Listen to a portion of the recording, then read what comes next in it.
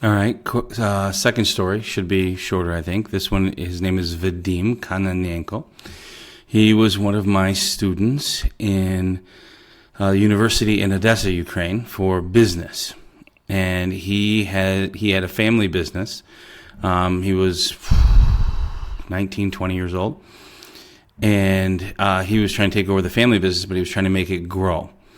And he would come to me after class and like ask me different ideas about Americans and American business strategies and ideas. And obviously coming from what he was communist to now socialist to him believing in capitalism.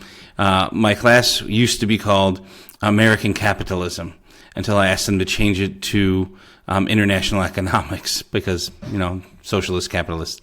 Anyway, so he would keep asking me the ideas like, well, why does this work? Why does this work in America? Because what works in America can't work here. Right? And we had actually had really good discussions about this. And we came to the conclusion, I already had the conclusion, but I tried to lead him to this conclusion, right, that the reason why capitalism actually works in America is because we have a Christian foundation. I'm not saying we are a Christian country, right, but it's the Christian principles of faith and integrity and so on and so forth. So we would go into these things. And I told them that they were biblical reasons, biblical principles, right, that a lot of this go. So we started talking to them, and I started showing them out of the Bible, because the Bible actually talks a lot about business and how there's fair trade and how it's evil for the masters to take too much. And we went through and we studied those things out. And we looked at things and had different books and so on and so forth. And I'll never forget the crowning moment for him as we would talk about business and we'd talk about the Bible and we would get together and do those things, is one day he was taking me to show me his crown jewel. He had one of his bread stores. He ended up having actually 18 bread stores. And he took me to see one of his bread stores, and there was a line, maybe 30 people standing outside of one of his bread stores. And he was, proud of himself because there's that many people that wanted to come and buy his bread. And I remember asking him, aren't you afraid that the people are going to leave your bread store and go to another bread store? And we had conversations about, how would you fix that? And it was really funny. I'm like, all right, so how much does a person spend on average in your store? He says, oh, I don't know. I'm like, okay, well, how many people on average come to your store? I don't know that either.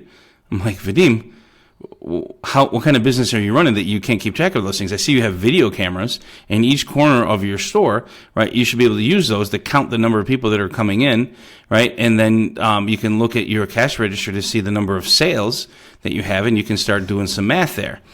And he started laughing. He goes, the cameras aren't there to count the number of people. The cameras are there to see if my employees are stealing from me when people are turning the cash in.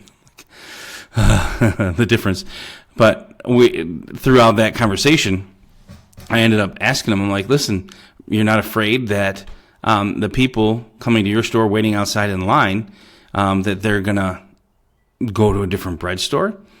And he says, no, I have the best bread, and I'm the only bread store for 6 blocks or something. I can't remember the number of blocks, but 6 blocks or so. So these people would have to walk a long way in order to get to another bread store, so I kind of have a monopoly. He goes, I know that monopolies are illegal in your country, but, I kind of have one here. I'm like, oh, so let me ask you a question. Let's turn this around. You realize that God has a monopoly, and there's only one way to get into heaven, and it's the best version. Right? You can say there's Pravoslavny, which is Ukrainian Orthodox. You can say that there's Catholic. You can say that there's Buddhism and Taoism and all these different other things. So they're not the real thing. They're not the quality bread. And there's only one way, and he has a monopoly. That's why Christ, right, doesn't have to chase people down. He's the one way. You either decide to go with an inferior product and take the consequences of that, or you end up choosing the best one, but you might have to wait in line. You might have to change that. You're going to change your lifestyle, right? He doesn't have to change for you. You have to change for him, just like people have to wait in your line, right? And suffer a little bit in order to get the real thing. And actually 2 weeks of thinking about that God has a monopoly on heaven and that he would have to be like his own bread store. And he decided that he was going to stand in line and he was going to choose the real bread. And that was the beginning of Vadim's salvation. He ended up being a great piano player in our church, and he ends up being one of my best friends. Like we called each other almost every day.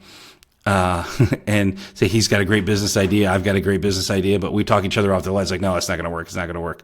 He ends up being a really good Christian brother. He actually told me one time, he says, they call me Pascal because they can't say Pasquale. Hey, Pascal, he goes, you know why you're a good friend?